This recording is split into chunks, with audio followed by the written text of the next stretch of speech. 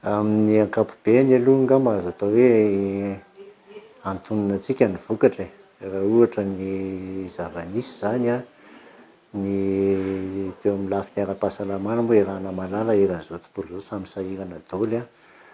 ny lalao olimpika efa nahembotra herintaona nohon'izay antony ara-pahasalamana izay a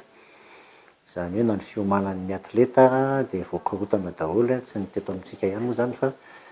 maneran-tany mihitsy no sahirana tamin'ny fanomanana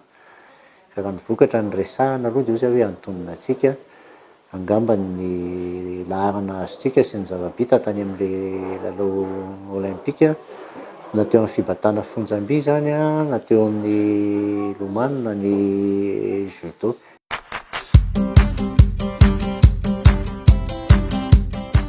Io moa mafy be ny mpifanandrina fa tsy ohatran'ny aty amin'ny hoe ny aty amin'ny faritra misy antsika ny Océanie Indienne aty Afrika fa tena sanga ny iraisam-pirenena no ifandonana ary ny mpifanindrina amin'ny tena moa zany dia tirage au sort no anaovana azy zany hoe tsy misy hoe maivamaivana ny adversaire fa zay voasitonao a dia iny no mikatroka aminao zany hoe mety ho tena sanga ny eran-tany mihitsy ny ifanandrana aminao na dia mbola dingana voalohany ary no atao. Ny fahatongavana amin'izany hoe lalao olimpika zany dia efa zava-dehibe satria henjana be ilay fiakarana mandalo dingana be dehibe ohatra ny amin'ny judo na ny amin'ny haiady na judo na boxe moa tsika dia efa tsy nisy tafita, karaté tsy nisy tafita, taekwondo tsy nisy tafita na mety hoe tsy nanao an'ilay dingana mihitsy izay no ilazako hoe antonona antsika angamba ilay vokatra tsy dia hoe nanantena zavatra goavana be raha ny atletisme indray no resahana dia iray fotsiny no lasa tany zany a io angamba ny tena hoe anisan'ny mihan-danja angamba raha zay no ilazana azy raha ny atletisme satria raha ny tany aloha dia betsaka foana no atleta mandray anjara zany amin'ny lalao olimpika ohatra fotsiny tsy hiteny hoe tany Sydney ohatra mbola nisy enina na fito teo ny mpandray anjara antsika.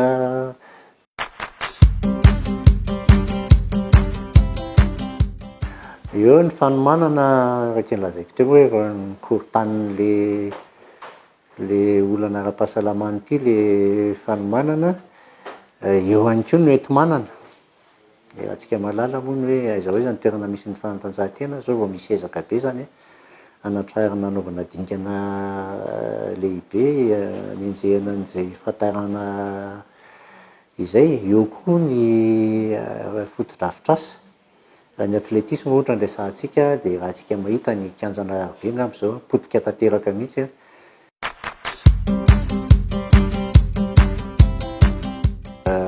ny azo lazaina dia zavatra telo ny tsy maintsy toto-saina tsy maintsy tanteraka zany ahafahana mampandroso ny fanatanjahantena ny voalohany aloha dia ny foto-drafitr'asa tsy maintsy misy aloha zany ny foto-drafitr'asa taranja inona ahafahan'ny atleta milalao sy manoman-tena. Ny faharoa dia ny fananana teknisiana na mpanofana na ny encadrement izay zany tsy maintsy misy dia ny fahatelo fikarakarana ny faninanana eto an-toerana na fandraisana anjara ny fifaninanana any ivelany mba hananan'ny mpilalao sy ny atleta traikefa izay aloha zany ny ezaka tsy maintsy atao mba raha ohatra tsika hieritreritra hoe haka an'izany medaly olimpika zany. Ny fanatanjahantena fa rehefa milalao olimpika ohatran'izao mantsy vao tena ahitana ny lesoka amin'ny taranja hafa hoe ay tena mbola mila ezaka be tsika, mbola mila ezaka be na dia efa ohatra fotsiny na mpilomano zao no resahanao teo moa ilay izy hoe Muriel Rabarjona dia navita fotoana faraika ambin'ny folo tsara indrindra aty Afrika amin'ny firenena 450 Mikael Randrenasolo fotoana fito ambin'ny folo tsara indrindra aty Afrika amin'ny firenena fa 450 Ireo lalavaratra zao nafaty zava-bita be dia be, ireo zava-bitan'ny bakora tsy fandray manana taloha ao anatiny tsy zava-bita tsara indrindra taty Afrika matiny, zany hoe tsy ratsy ilay vokatra, tsy ratsy fa tsy mbola ampy azahoana médaille olympique.